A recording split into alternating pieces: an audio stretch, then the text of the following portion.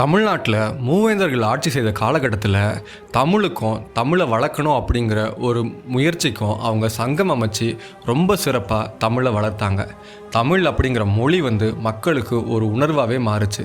தமிழ் புலவர்களும் தமிழ் அறிஞர்களும் எல்லாருமே நிறைய நூல்கள் ஏற்ற ஆரம்பித்தாங்க. அவங்களுக்கு ஆதரவாக மன்னர்கள் இருந்ததுனால தமிழ் புலவர்கள் நிறைய பாடல்களையும் செய்யுள்களையும் இயற்றி மன்னர்கிட்ட அவங்க பாடி காமிச்சு பரிசுகளும் பாராட்டுகளையும் அவங்க பெற்றாங்க. இது அந்த கால புலவர்களுக்கு ரொம்பவே ஊக்கமாகவே இருந்துச்சு. அதனால் அவங்க என்ன பண்ணாங்க அப்படின்னா, அந்த நாட்டு மக்களோட வாழ்வியல், மன்னனோட ஆட்சி, அப்புறம் இயற்கையோட சிறப்பு போன்ற எல்லாத்தையும் பாடலாக பாடினாங்க. இப்படி இருக்கிற காலகட்டத்தில் தமிழகத்தில் மூவேந்தர்கள் ஆட்சி பண்ணிட்டு இருந்தாங்க. அந்த 3 வேந்தர்களுக்கும் உட்படாத ஒரு நாடு இருந்துச்சு. அது ரொம்ப அழகான ஒரு சின்ன நாடு. தென்பெண்ணை ஆறு பாயிற இடத்துல அந்த நாடு இருந்துச்சு. அந்த நாடு தான் நடுநாடு என்று சொல்லுவாங்க. அந்த நாட்டை ஆட்சி செஞ்சுட்டு இருந்த ஒரு சின்ன மன்னன், அதாவது ஒரு குறுநில மன்னன் வள்ளல் குணம் கொண்டவனாக இருந்தாங்க. தமிழுக்கு ரொம்ப அதீதமான முக்கியத்துவம் தருபவனாகவும் இருந்தாங்க. தமிழ் புலவர்களோ தமிழ் அறிஞர்களோ தமிழ் கற்றவங்களோ அங்கே மன்னனை பார்க்க வந்தாங்க அப்படின்னா அவர்கிட்ட இருக்கிறதுலே சிறந்த பரிசுகளையும் எல்லாத்தையுமே சிறந்த விஷயங்களையும் கொடுத்து அவன் ரொம்ப சந்தோஷப்பட்டாங்க. இதனாலேயே அவரோட புகழ் அப்படிங்கிறது பாரெங்கும் பரவ ஆரம்பிச்சது. இவர் புகழை கேட்டு பொறாமை கொண்ட மூவேந்தர்கள் என்ன பண்ணாங்க அப்படின்னா, அவர் மீது படையெடுத்து அந்த நாட்டை சூறையாடணும், அவரோட புகழ் மொத்தத்தையும் அழிக்கணும் அப்படின்னு சொல்லி முடிவு பண்ணாங்க. இப்படி அந்த மூவேந்தர்கள் சேர்ந்து நடுநாட்டு மேலே படையெடுத்து அவங்க போர் பண்ணுறதுக்காக வந்தாங்க. அந்த சமயம் தமிழுக்கும் தமிழ் மொழிக்கும் தொண்டாற்றிட்டு இருந்திய இந்த மன்னனுக்கு அந்த தமிழ் கடவுளான முருகப்பெருமானே அவரை காக்கிறதுக்காக போர் பண்ண வந்தார். அப்படி முருகப்பெருமானே போர் செஞ்சு காப்பாற்றுற அளவுக்கு அந்த மன்னன் என்ன பண்ணார், அந்த முருகன் ஏன் அவருக்காக போர் செய்யணும், அவர் ஆட்சியிலையும் அவர் வாழ்க்கையிலையும் என்ன நடந்துச்சு அப்படிங்கிற பற்றி நமக்கு முழுசாக தெரிஞ்சுக்கிறதுக்கு இந்த வீடியோவை ஸ்கிப் பண்ணாமல் முழுசாக பாருங்கள்.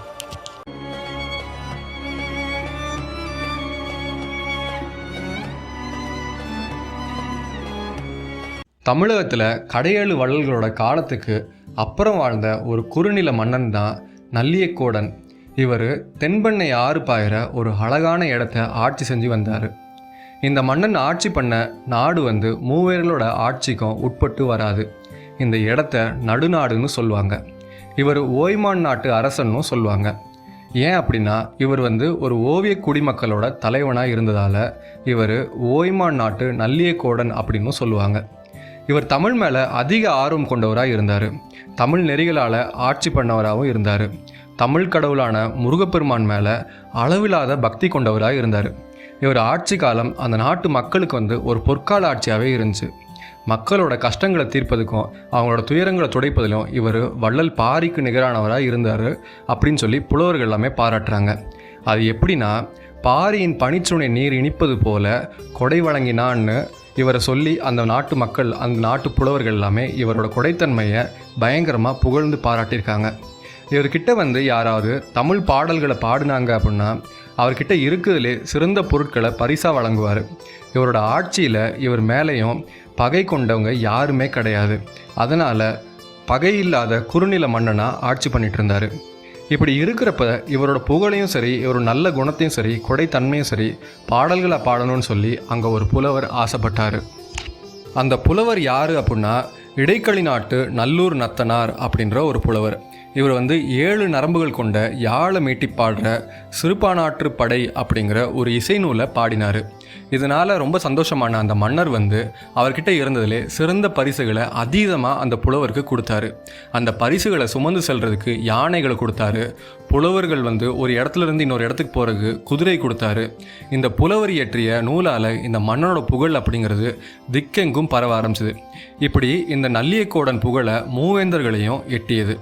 இவ்வளவு சிறப்புமிக்க இந்த மன்னனின் புகழ் மேலே அவங்களுக்கு ஒரு பொறாமையும் வந்துச்சு.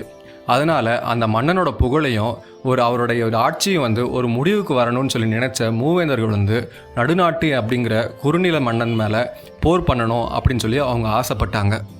இந்த குறுநிலமான நடுநாட்டை கைப்பற்றி அதை அழித்தோம் அப்படின்னா இந்த மன்னனோட புகழ் அப்படிங்கிறது தன்னை போல் அழிஞ்சிடும் அப்படின்னு சொல்லி அந்த மூவேந்தர்களும் முடிவு பண்ணாங்க. அதனால் அவங்க அந்த நாட்டை கைப்பற்றி அதை சூறையாடணும், அதை அழிக்கணும்னு சொல்லி அவங்க யோசிச்சுட்டு இருந்தாங்க. அதனால் ஒரு மிகப்பெரிய படையை திரட்டவும் செஞ்சாங்க. இந்த செய்தி நல்லியக்கோடனுக்கும் கேட்டுச்சு. நல்லியக்கோடன் வீரத்தில் குறைஞ்சவெல்லாம் கிடையாது. வர்றது மூவேந்தர்களாக இருந்தாலும் பரவாயில்ல, போரில் பயம் இல்லாமல் அவங்க சந்திக்கலாம் அப்படின்னு சொல்லி எண்ணி அவர் துணியவும் செஞ்சார். மூவேந்தர்களும் ஒரு மிகப்பெரிய படையோட இந்த குறுநிலத்தை தாக்குனாங்க. என்னதான் நல்லியக்கோடன் படை வீரர்கள் எல்லாமே வீரமாக போராடினாலும் மூவேந்தர்கள் படையை தாக்கு பிடிக்க முடியலை. அந்த சமயம் பகைவர்கள் படையை நல்லியக்கோடன் வந்து எயிட்பட்டினத்தை கைப்பற்றினாங்க. அந்த நாட்டையே கொள்ளையடித்து சூறையாடினாங்க. இதை பார்த்த நல்லியக்கோடன் மனசு உடஞ்சி அவர் ரொம்ப வருத்தப்பட்டார். என்னடா இது, இந்த மூவேந்தர்களை நம்ம எதிர்க்கவே முடியாதா அப்படின்னு சொல்லி அவர் நினச்சி வருத்தப்பட்டு அவர் கோட்டைக்கு பக்கத்தில் இருந்த முருகன் கோயிலில் போய் அவர் அழுது முறையிடுறாரு. இப்படி அறம் தவறி நடந்த இந்த மூவேந்தர்கள் அழிக்கிறதுக்கு எனக்கு துணை நீ வரமாட்டியா முருகா? அவங்க என்ன பண்ணாலும் பரவாயில்ல, என் நாட்டு மக்களை துன்பப்படுத்துகிறாங்க, கிட்டவங்க கிட்ட இருந்து என்னை காப்பாற்றுறதுக்கு நீ துணைக்கு வரமாட்டியா கந்தா அப்படின்னு சொல்லி அவர் அழுகிறாரு. நான் கேட்குறதெல்லாம் உன் காதில் விழுதுதான்னு தெரில, நீ வள்ளியோட காதலில் மயங்கி இருக்கியானும் தெரில, உன் மகனை காப்பாற்றுறதுக்கு ஓடிவாப்பா அப்படின்னு சொல்லி அவர் அழுது கண்ணீர் விட்டு அவர் அழுகிறாரு. அவர் அழுது கடைசியில் அவர் களைப்படைஞ்சி அந்த மன்னன் வந்து முருகனோட காலடியிலே அவர் தூங்கவும் செய்கிறாரு. அப்போது மன்னனோட கனவுல வந்த முருகன் வந்து அவர் சொல்கிறாரு, மகனே கவலைப்படாத, உனக்காக நான் வந்து போர் செய்கிறேன் அப்படின்னு சொல்லி முருகன் சொல்கிறாரு. இதை கேட்ட மன்னன் வந்து அது எப்படி முருகா அப்படின்னு சொல்லி அவர் கேட்குறாரு. உன் ஊருக்கு பக்கத்தில் இருக்கக்கூடிய உப்பு தண்ணீர் நிறைஞ்ச ஒரு குளம் இருக்குது, அதில் நிறைய தாமரை மலர்கள் இருக்குது. அந்த தாமரை மலர்களை உன் வில்லில் அம்பு மாதிரி வச்சு நீ எய்த அப்படின்னா உனக்காக நான் போர் செய்கிறேன் அப்படின்னு சொல்லி அவர் சொல்கிறாரு.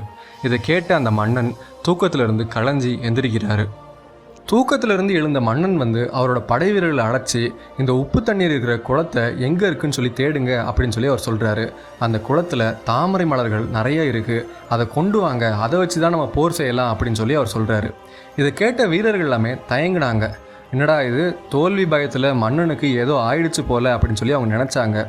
இருந்தாலும் மன்னனோட கட்டளையை வந்து நம்ம மீற முடியாதுல்ல, அவங்க அந்த குளத்தை எங்கே இருக்குது அப்படின்னு சொல்லி கண்டுபிடிக்கலான்னு சொல்லி அந்த குளத்தை கண்டுபிடிச்சி அந்த தாமரை மலர்களை கொண்டு வந்தாங்க. மன்னரும் அவர் ரொம்ப சந்தோஷப்பட்டு அந்த தாமரை மலர்களை தான் வில்லில் அம்பா பூட்டி அவர் எதிரிப்படை மேலே அவர் வெற்றிவேல் வீரவேல் அப்படின்னு சொல்லி முழங்கிக்கிட்டு அவர் அந்த முருகனை மனசில் நினச்சிக்கிட்டு அந்த தாமரை மலர்களை எய்கிறாரு. அந்த தாமரை மலர்கள் வரதை பார்த்த எதிரி படைகள் எல்லாமே சிரித்தாங்க. என்னடா இது, இந்த மன்னனோட புகழ் அப்படிங்கிறது பயங்கரமாக இருக்கும், இவர் வீரத்தில் சிறந்தவர்னு சொன்னாங்க, ஆனால் இவர் இப்படி பைத்தியக்காரத்தனமாக பண்ணுறாங்களே அப்படின்னு சொல்லி அவங்க கேலி பண்ணி சிரிக்க ஆரம்பித்தாங்க. அந்த சமயத்தில் தான் போர்க்கடவுளான முருகவேல் வந்து அவரோட அருளால் அந்த தாமரை மலர்கள் எல்லாமே முருகனோட சக்தி வேலாக மாறி எதிரி படைகளை அழித்து துவம்சம் பண்ண ஆரம்பிச்சிது. மூவேந்தர்களும் முருகனோட வேல் தாக்குதலை தாக்கு பிடிக்க முடியாமல் பின்வாங்கினாங்க. இப்படி தமிழுக்காகவும் மக்களுக்காகவும் எந்த எதிர்பார்ப்பும் இல்லாமல் தொண்டு செஞ்ச நல்லியக்கோடியன் அப்படின்ற மன்னனுக்கு அந்த முருகனே அடியவராக வந்து காத்தார். இப்படி அந்த முருகக்கடவுள் தன் மேலே பக்தி கொண்ட அடியவர்களுக்கு அடியவராக வந்து காப்பாற்றுவார்னு இந்த முருகனடியாரோட நல்லியக்கோடை நாயனார் அப்படின்ற கதையிலிருந்து நம்ம தெரிஞ்சுக்கலாம். இந்த நல்லியக்கோட நாயனார் ஆட்சி பண்ண நடுநாடும் முருகப்பெருமானால் காப்பாற்றப்பட்ட அந்த நடுநாடும் இன்றைக்கி திண்டிவனம் அப்படிங்கிற பேரில் அழைக்கப்படுது. இந்த நல்லியக்கோட நாயனார் அவர் கோட்டை கட்டி வாழ்ந்த இடம்தான் வந்து கிடங்கில் அப்படிங்கிற ஊர். பிற்காலத்தில் வந்த மன்னர்களால் அவரோட கோட்டைகள் எல்லாமே தரமட்டமாக அழிக்கப்பட்டது. அதனால் அதற்கான ஆதாரங்களோ தடயங்களோ நம்மக்கிட்ட இப்போ எதுவுமே இல்லை. ஆனால் அந்த ஊர் இன்னும் இருக்குது. ஆனால் இந்த மன்னனை பற்றி புகழ்ந்து பாடிய பாடல்கள் எல்லாமே இன்றைக்கி நம்மக்கிட்ட இருக்குது. அது மூலிமா இந்த மன்னனை பற்றி நம்ம நிறையாவே தெரிஞ்சுக்கலாம். முருகப்பெருமான் வந்து நல்லியக்கோடனுக்காக உப்பு தண்ணீரில் இருக்கிற தாமரை மூலம் வேர் கொடுத்ததால் அந்த தாமரை குளத்துக்கு பக்கத்தில் அந்த மன்னன் வந்து வேலூர் அப்படிங்கிற ஊரை அமைச்சார். இன்றைக்கி வேலூர் மாவட்டம்னு சொல்கிற அந்த வேலூர் கிடையாது, மரக்காணம் அப்படிங்கிற ஊருக்கு பக்கத்தில் இருக்கிற உப்பு வேலூர் தான் இந்த சிறப்புமிக்க வேலூர் அப்படின்னு சொல்லி சொல்கிறாங்க. இந்த மாதிரி வீரம் நிறைஞ்ச தமிழகத்தில் திண்டிவனமும் வீரம் விளைஞ்ச ஒரு ஊர்னு இந்த கதை மூலம் நம்ம தெரிஞ்சுக்கலாம். இப்படி திண்டிவனத்தில் முருகன் தன் பக்தனுக்காக நிகழ்த்திய திருவிளையாடல் பற்றி நீங்கள் என்ன நினைக்கிறீங்கன்னு கமெண்ட்டில் சொல்லுங்கள். இந்த வீடியோ உங்களுக்கு பிடிச்சிருந்தா ஒரு லைக் போடுங்க. இந்த வீடியோ உங்கள் ஃப்ரெண்ட்ஸ் அண்ட் ஃபேமிலிக்கு ஷேர் பண்ணுங்கள். இன்னும் நம்ம ஏல் சேனலை நீங்கள் சப்ஸ்கிரைப் பண்ணாமல் இருந்தீங்கன்னா உடனே போய் சப்ஸ்கிரைப் பண்ணுங்கள். அப்போ தான் நம்ம போடுற அதீதமான புராண கதைகள் எல்லாமே உங்களுக்கு டெய்லி நோட்டிஃபிகேஷன்ஸாக வரும்.